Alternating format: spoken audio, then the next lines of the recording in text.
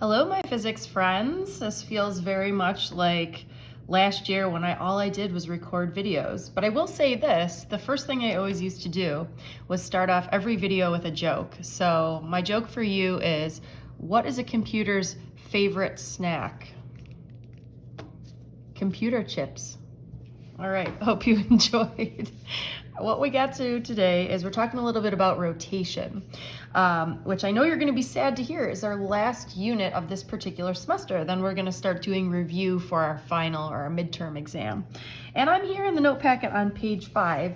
And first thing we're talking about today is rotational kinematics. So hopefully you're going to follow along with me. What you will need before you start, in addition to your notes, is a calculator. All right, so I've got mine and I'm ready to go. So what is rotational kinematics?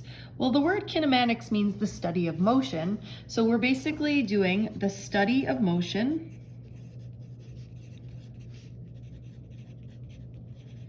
for objects that rotate.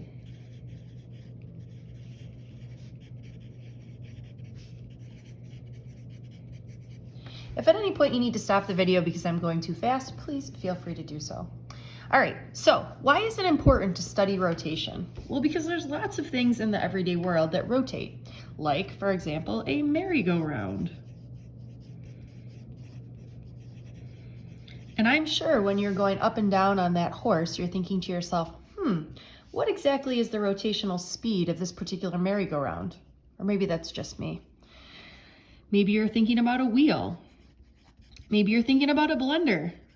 Maybe you're thinking about the earth, or maybe you're thinking about something else that you want to add here into a list of things that rotate. Okay, but again, the reason why we're studying this is because there's lots of things in the earth that rotate and we want to be able to describe their motion. Okay, who loves languages? I will tell you, it's not me. I took French when I was in high school and it was not my favorite because what I found was that we were always translating things. So I will say what we're doing today is we are doing a little translation in the same way that you would translate English into French or Spanish or ASL or any particular other language that you want. Today, what we're doing is we're translating linear into rotational language. Okay, so basically everything that we've already done so far, we're gonna re-look at it, but looking at it from when things that rotate. Okay, this is a little bit different than circular motion. This is really describing the different types of things that rotate. So here we go, I'll give you an example. So really the first thing that we learned about was displacement. What is the symbol for displacement that we always use? You're right, it's X. Okay, so what we're going to do is instead of talking about linear displacement, we're going to talk about angular displacement.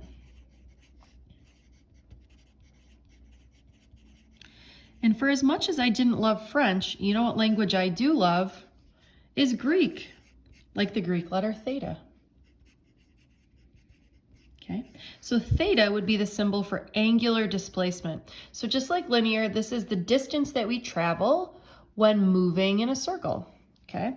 And over here, I'm just going to include units, that this is measured in radians. Wouldn't it be nice if it was measured in degrees, like we always like to use? So instead, you think about something that's moving in a circle, you might say that it's moving at 360 degrees, right? Or a complete circle, but instead remember, 360 degrees is really 2 pi radians. Don't worry, there's more. If we have velocity, velocity is given by the symbol, you're right, I can hear you saying it out loud, V. And I hope you sense a pattern here that what we talk about when we're moving in a circle or when we're rotating is something called angular velocity. Okay, and angular velocity is given by the Greek letter omega. Now this is a lowercase omega, and see how it's kind of a curly W as opposed to a real pointy W? This is what the Greek letter omega looks like. So make sure your W is pointy. Okay, and just like velocity is measured in meters per second, angular velocity is measured in radians per second. All right, hopefully you're following the pattern here. Our next thing is acceleration. And you know that acceleration is given by the letter A. Any thoughts as to what it is in rotational language when we're translating? You're right, angular acceleration. And this is given by the Greek letter alpha, lowercase alpha to be exact, and I always think it looks like a fish. So instead of calling it alpha, a lot of times you'll hear me call it fish. And instead of meters per second squared, this guy is measured in radians per second squared. All right, we're killing it. Next, let's talk about force, which is given by capital F. And just when you think you got the pattern and you're all ready to write down angular force, we're splicing it up here. And the angular force is something called torque. Maybe you've heard of a torque wrench, or that would be something that you would use if you were trying to get something to rotate. But have no fear, it's another Greek letter. This is the Greek letter tau, or ta, okay? And it's sort of like a one-legged pie, think about it that way. So it's got the curly top and one leg like pie, it's just missing its other leg. And this is measured in newtons per meter. And we're gonna learn a lot more about this, but I just wanna give you sort of the beginning parts here. All right, next is mass, which you know is given by m. And just to make things more difficult, instead of saying angular, we will say rotational. And instead of saying mass, we're going to say inertia. So rotational inertia is the same thing as mass, okay? Just like if I were to tell you you have a lot of inertia, I'd be calling you fat. If you have a lot of inertia, I'm calling you a slow roller. The insult doesn't feel as bad personally, but so again, if you have a lot of rotational inertia, you're a slow roller or a bad roller. Think about like a square wheel would be something that would have a lot of rotational inertia. It doesn't roll very well, okay? Versus like a bowling ball would be something that has a small amount of rotational inertia. It's a really good roller, okay? And this is given by the letter I. And it has units of kilograms times meters squared. And last but not least here, we'll talk about momentum. Nobody in my first period class knew what symbol momentum was. Do you guys? Oh, I think I hear somebody saying, you're right, it's P. Lowercase p, of course, not to be confused with capital P, that's power. Okay. And we're back to our pattern here that this is called the angular momentum. And this is given by the symbol L, of course. I don't know why they picked L. Maybe because this is P, M for momentum is already picked, so they went one backwards and said, let's try L. You gotta love when they use the symbol L for a word that doesn't have L in there. Anyways, nobody asked me what they should name it. And this is measured in kilograms times meters squared per second. And just I want to add one more thing before we turn the page, that 1 revolution is equal to 2 pi radians. Okay? And again, that's just saying 1 revolution is really 360 degrees, which is really 2 pi radians. Okay, flipping the page here. This is what really got me in French class, was the translation, okay? That's what we're doing right now. So let's translate here. So we have our big 4 equations, and I want to translate them from linear to rotational. So for example, if I have the equation V equals V naught plus AT, I want to translate this into rotational speak. Okay, well, you should know, if I flip back to the page, V is really omega, okay? So instead of writing V, I'm gonna write omega. And instead of writing V naught, I'm gonna write omega naught. Plus, okay, what is acceleration again? Let me look back. Acceleration is really fish. And what about angular or rotational time? Just kidding, time is time.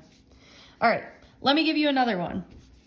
How about you have the equation x equals v naught t plus 1/2 at squared. Okay, x is what? I can hear you flipping your paper to look back. Did you get it? Is x theta? Hopefully you're right. And we already said v naught is really omega naught. T is t plus 1/2. We know that a is really fish, t squared. Okay, here are the other two equations. We've got v squared equals v naught squared plus 2ax, and we've got our least popular friend, x equals 1/2 v plus v naught times t. Okay, so what I want you to do is I'm gonna write these down, you're gonna write these down as we translate them, and then we'll check our answers together. Okay, go.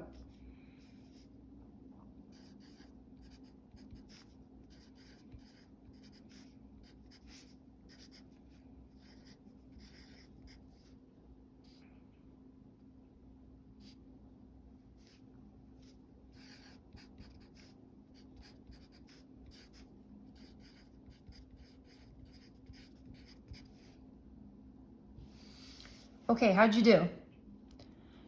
Did you get omega squared equals omega naught squared plus 2 fish theta? And that theta is equal to 1/2 omega plus omega naught times t? Hopefully that's 2 thumbs up. All right, so what we're gonna do now is we're gonna practice using these, okay? I originally put a sample problem in here, but I'm thinking you guys are pros at this. So let's skip that easy problem and we'll get right to the good stuff here. So my plan, because I know you guys always like to know what we're doing, is we've got this problem and problem 3 on the next page, okay? This is where you need your calculator for.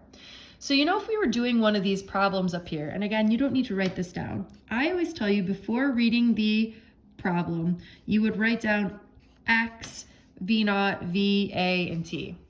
Okay, we're gonna do something similar here, except instead of writing down x, we're gonna write down theta, and omega naught, and omega, and fish, and t.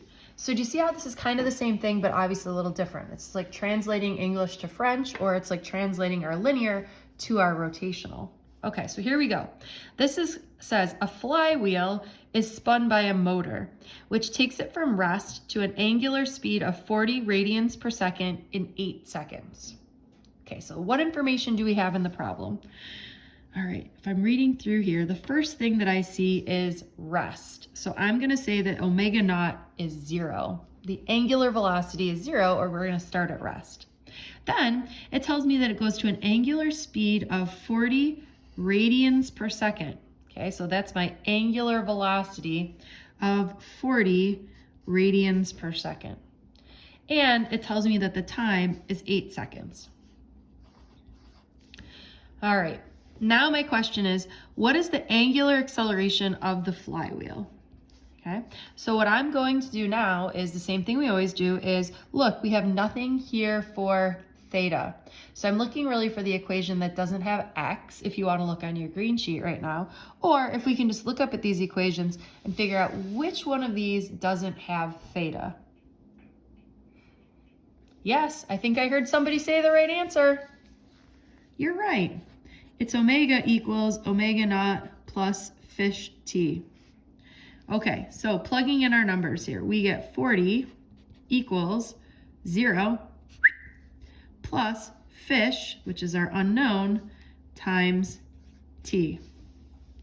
All right, doing some incredibly awesome mental math here. If we divide both sides by 8, this is going to give us that fish, or the angular acceleration, is 5 radians per second squared.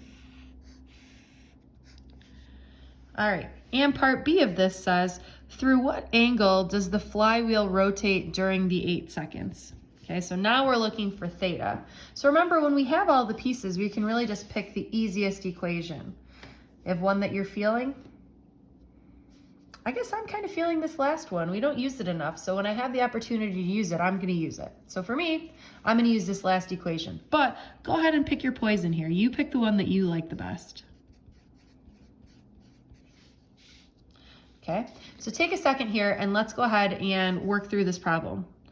If you need more time, go ahead and pause the video. If you're faster than me, go ahead and speed it up.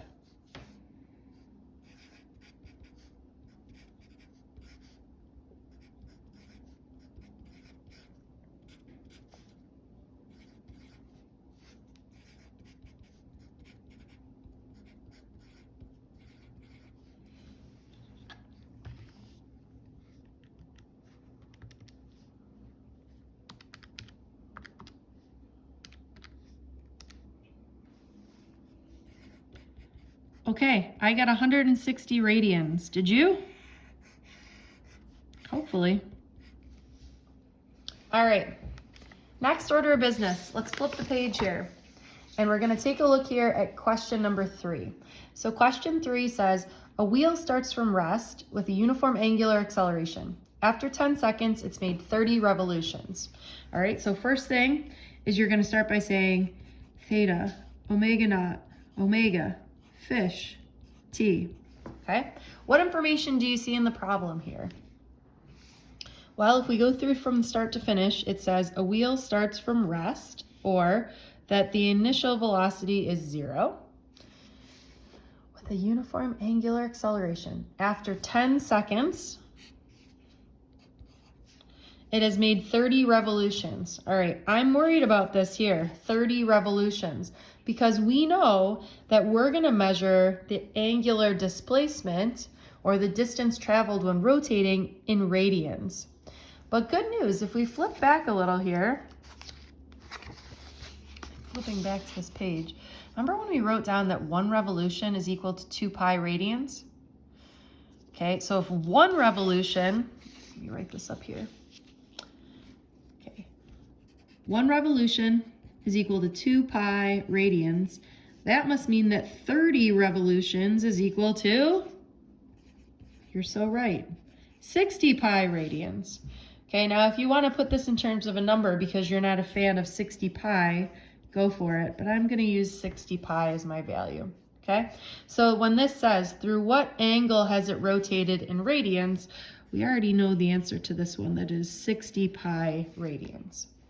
Okay, for part B, what is its angular acceleration? All right, so it looks like I'm picking the equation that has nothing for omega. So I'm gonna flip back to my paper here and figure out which one of these equations has nothing for omega. Yeah, I'm thinking the second one too. So here we go. I'm gonna do theta equals omega naught t plus 1/2 at squared. Okay, I feel like I've gotten you started on this particular problem. So what I would like you to do is go ahead and finish. So I want you to pause the video and go ahead and finish parts B and C. Then you are going to fast forward to the end of the video to see what the final answer is and check your work.